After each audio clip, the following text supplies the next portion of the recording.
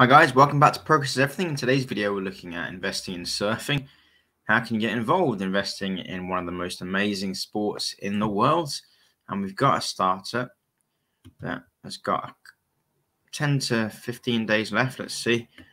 And you know how it is with investing in startups and firms that sometimes there's more than one opportunity to invest. So let's see how it goes. Here we go. Eartha Surfboards. They're a Spanish-based surfboard company valued at less than €1 million, 850 euros. So it's like a seed investment. Target's 200. Raised 181 so far with 15 days remaining. Revolutionized the surf industry through the production of high-performance and sustainable surfboards. It's a model providing scalability through high-tech, lean industrial production. Fundraising to expand product range and conquer markets through Hawaii, the mecca of surfing.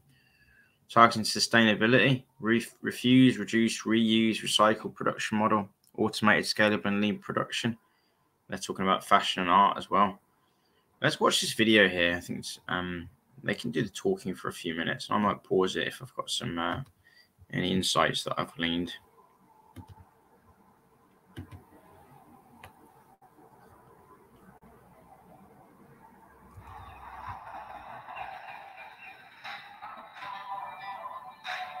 From the most crowded beaches to the deepest depths of the sea, microplastic contamination is everywhere.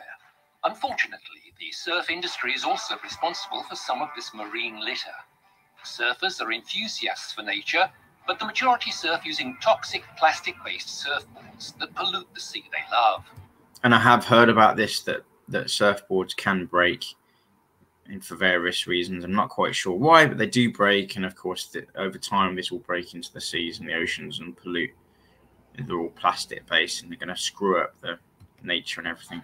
I thought about the problem. So there's a problem there. Produced every year are released into the environment. That's like 10 Santiago de Compostela Cathedral full of broken surfboards.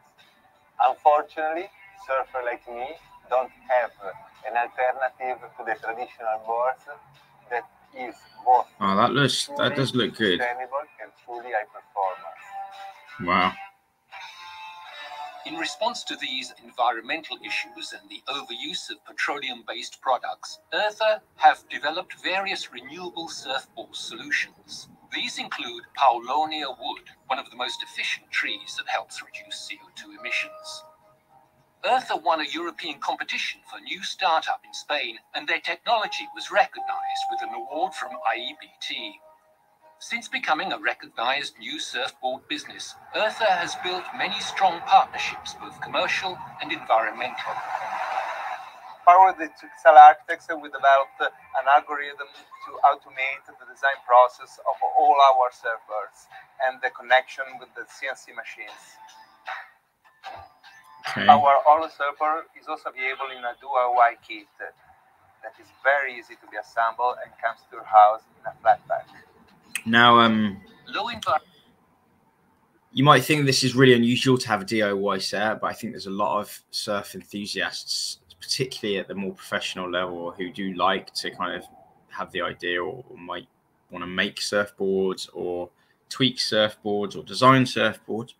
So I don't think it's that crazy. I don't know if it's going to go mass, but they're valued at less than €1 million. So even if they find 10,000 of these DIY enthusiasts around the world that are willing to spend, I don't know what it is, €1,000 on this, then yeah, that could work.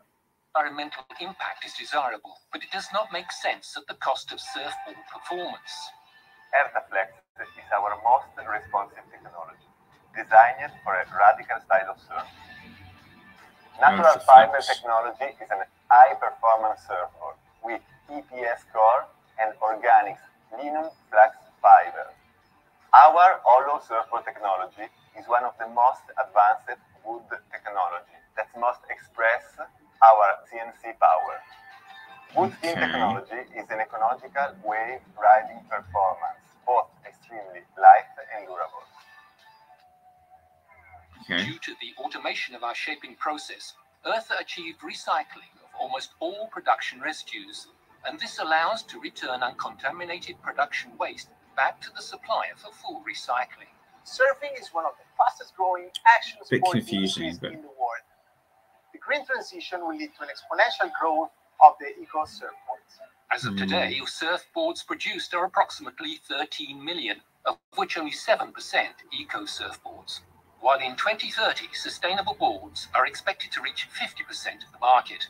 35 million surfers worldwide. I'm always skeptical about these stats. Our business plan is based on 3 pillars. Launching the first eco-soft top targeting the largest and most dynamic surfboard segment. Conquering Hawaii as the mecca of surfing. And powered by Hawaii expanding globally through US as the leading surf market.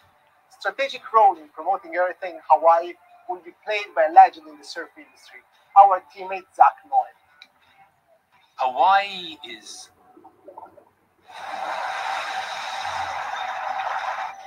Aloha, I'm Zach Noel. I'm a professional surf photographer based in Honolulu, Hawaii.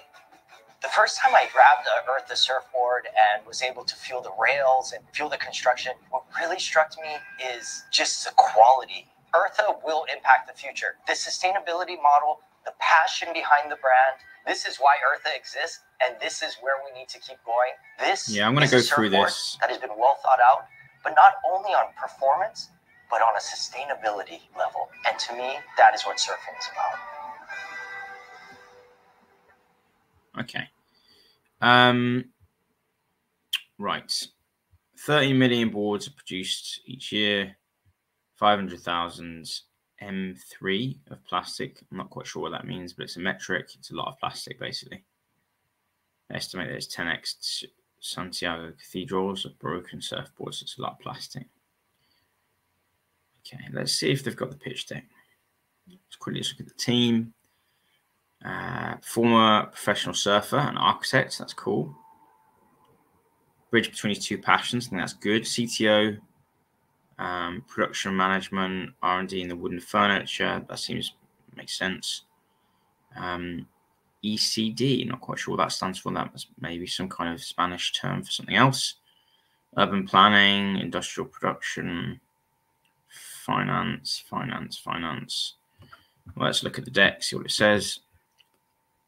Background before I open this deck is that I'm actually getting into surfing myself, which is really interesting. So that's it wasn't to do with this brand. It was just I went surfing. My friends are interested in surfing, and I went surfing on my stag recently, and I found I was really good. You know, the first time I did it, I caught every wave, and hey presto, I'm also interested in this brand as well.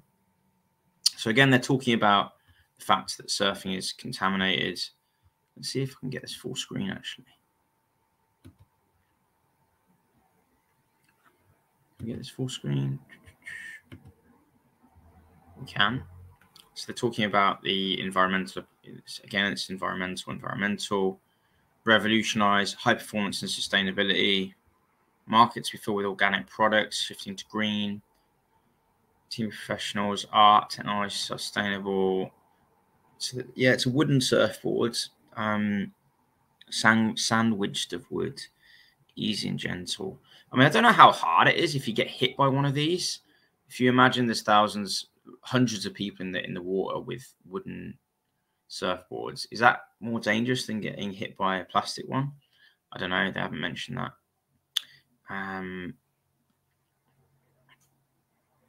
Get that it's maybe less CO2 emissions. This is a bit complex.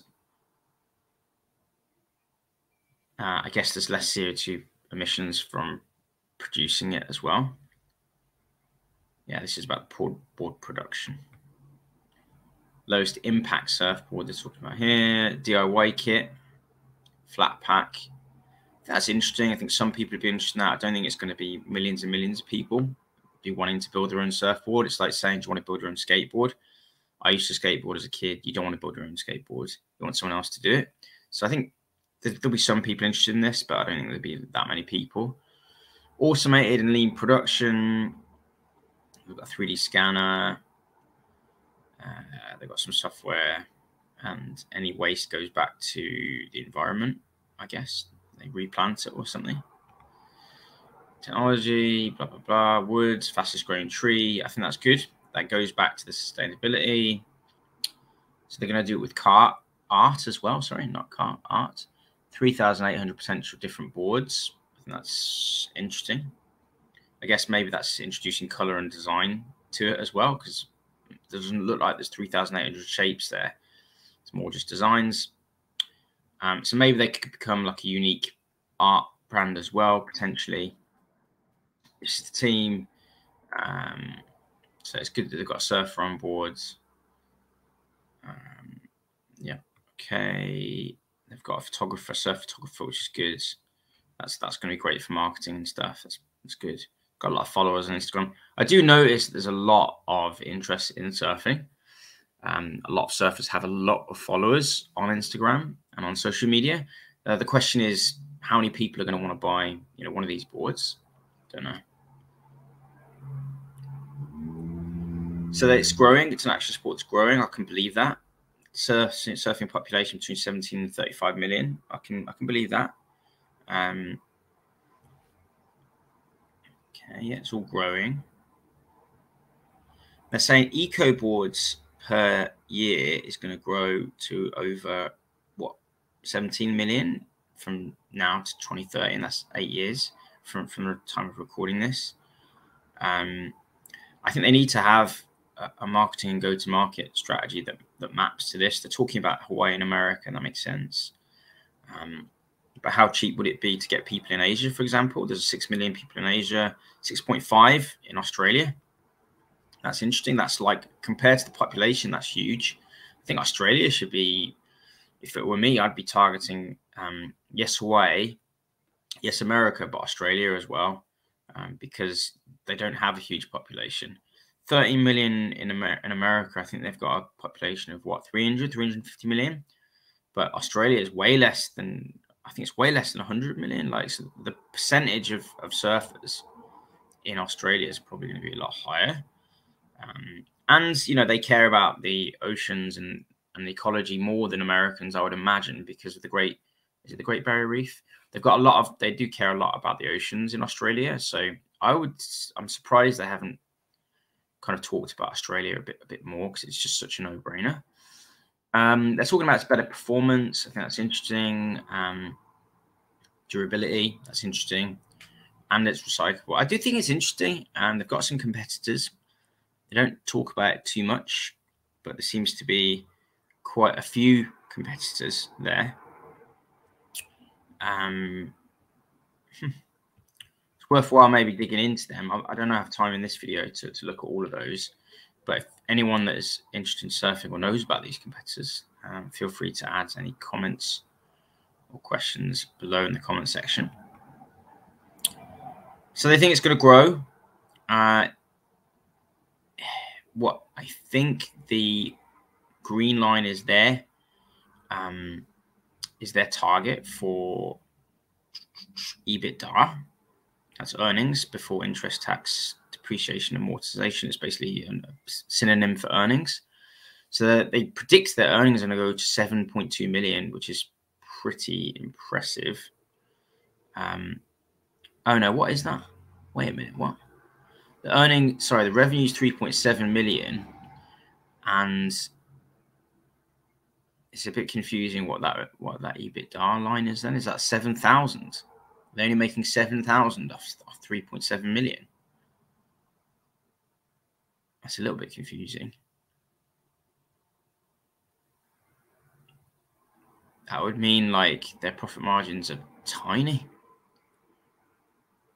I think that's a little bit confusing. Oh, okay, right. To the right, they've said 34% of revenues.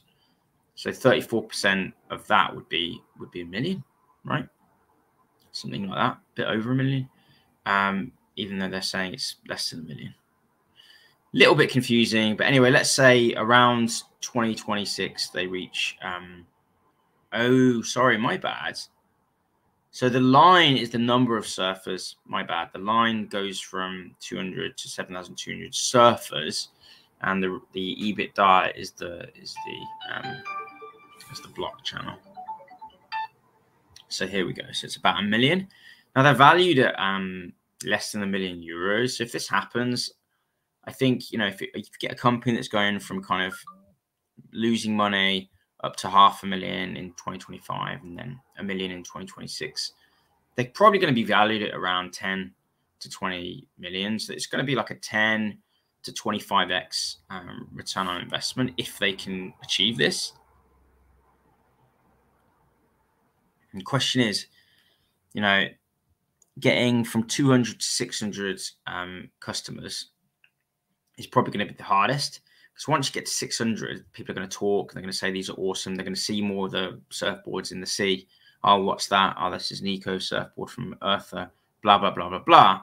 But I think the jump from 200 to 600 is going to be the largest. And it's going to be really dependent on how much they can raise.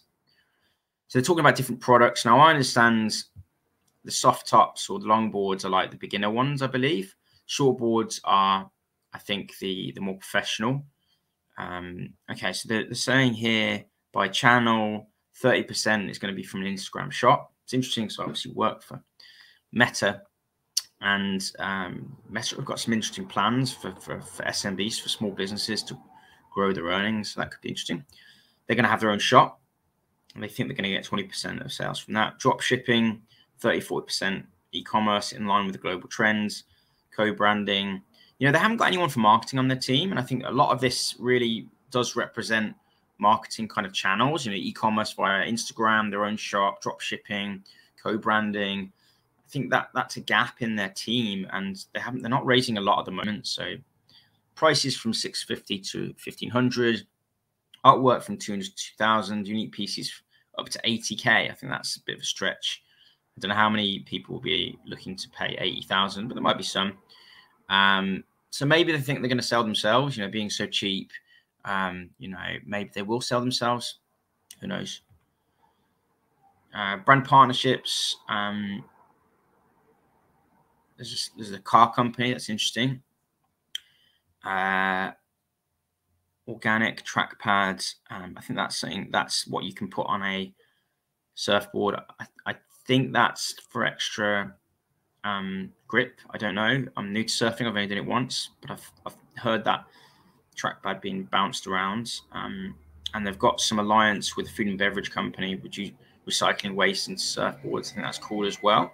They're making good progress. Back to surfstainable. That's good, yeah. They want to build a factory, or maybe they've already done that actually. Social campaign. E-commerce, they said they've started, but I can't see it on their website. Later on, they want a UN endorsement. They want to do another CrowdQ campaign. I don't know if that's the first. Maybe they're doing it a little bit early. EcoSoft top. I think that would be a good growth market for them to do an EcoSoft top. Yeah, they're going to look at conquering Hawaii, do brand development, approach America's global distribution. I do think they're missing a trick with Australia. Don't know why they just don't find an Australian distributor and photographer and get going in Australia as well. Maybe some Australian influencers. Makes no sense to me. But anyway, investment allocation consistent with Eartha's strategy. 35% into marketing. Interesting. But I haven't seen anyone on their team that does marketing. R&D, 10%. Plants and equipment for their factory revamp. That makes sense. Headquarters in Hawaii. I think that's good. Although I don't know how many surfers are in Hawaii. I think it makes sense from a brand perspective. But, you know, if you're going to be selling from Hawaii to Australia, that's going to be huge shipping costs. Why don't you have an office in Australia? Why don't you have an office in America mainland? Why don't you have an office in Hawaii? Maybe they'll do that later. Soft top, beginner surfers, makes sense. Hawaii market penetration, macro surfing, where it all began. They can maybe create a global buzz, avalanche effect, worldwide echo, hopefully. And the US and other markets. It looks like they've got something there for Australia. So that's good. Okay, let's start together. This is Surfstainable Revolution, Eartha. I like it. I'm going to go back to their website, or the raise. They've got 15 days left. They haven't raised that much, I'll be honest. That's not a lot of money. considering a lot of these startups in technology do raise a lot of money. I think the sports tech and sports style investments don't raise a lot. I mean, I invested in sports technology companies, Smart Cricket, really fantastic technology, and they only raised 132. That was back in 2020. This is 2022. I hope they do raise it. I've invested a little bit. This is before I even started surfing. I've only surfed once. But I did catch every wave, small waves, obviously, with no turning or anything like that. Someone invested 2K today. I like them. I think it's interesting. I'm going to stop sharing my screen and talk through my opinions. One moment. Oh, that looks a bit trippy, doesn't it? So yeah, we've been on 20 minutes reviewing their deck. I think obviously they're messaging that they're sustainable, they're durable, that they're better for the environment. I think that's strong. The performance aspect needs to be, I guess, the more pros they get using these boards, the better. I think that's going to be a litmus test. How many people can they actually get using these boards and saying they're amazing? At the moment, it's just them saying it, and they've got some videos and it looks good. But what are pros and consumers saying? Does it feel better? Is it a better surf? Is it heavier? Can you turn easier, etc., etc.? That's going to be a litmus test. If people do like it and they can make some sales, what's stopping them going bigger? What's stopping them hitting 600 surfers, 1,200 surfers, 3,000 surfers, 7,000 surfers? Not a lot, but the question is, are people going to really like that product? Are they going to want to do DIY? I'm not really so sure. Maybe a few surfers might want to do it. The art thing, I think, is a bit skeptical, but you only need a couple of buyers to want to spend 10, 20K on a surf, on a unique artistic or limited edition surfboards, and you've got a really interesting business there. So I think it's interesting. If you like surfing, check it out. If you are a surfer, why not buy one and see how it goes? I might, maybe in the future, possibly. Anyway, I'm going to leave it there. This is my first video on surfing startups. And I want to get into surfing myself. I am going to be going to the Wave in Bristol in 1 month's time. Wish me luck. Love the idea of surfing. Love the idea of this business. Hope it does succeed because it's eco, which is cool. It's surfing, which I enjoy. And I think it will reduce a lot of plastic in the world. And I think they're going to do a good job. But hopefully it can grow as a business as well. I've invested a small amount.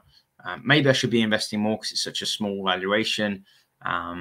Possibly I might look back and think, why didn't I invest 5 grand or 10 grand? Because there's a chance of it going 10, 20x if it does well. Obviously, there's a chance of it not doing well as well. So, but that decision is yours, dear investor. I hope you enjoyed this video. Remember, if you've got any questions, queries, or comments, let me know in the comment section below. If you're interested in startup investing, angel investing, or even equities investing, check out my other videos on that matter. If you think you don't have enough money to invest, I've got some videos about how anybody can start to generate 5, 10, 15, $20,000, pounds, euros, Aussie dollars, whatever, a year by 2 or 3 simple tricks that you can do in your lifestyle to get some investable funds. This is what I've done. This is why I have the ability to invest in startups and equities. Hope you've enjoyed this. Knowledge is power, especially what kind of knowledge. Progress is everything. I'll see you guys in the next video. Take care.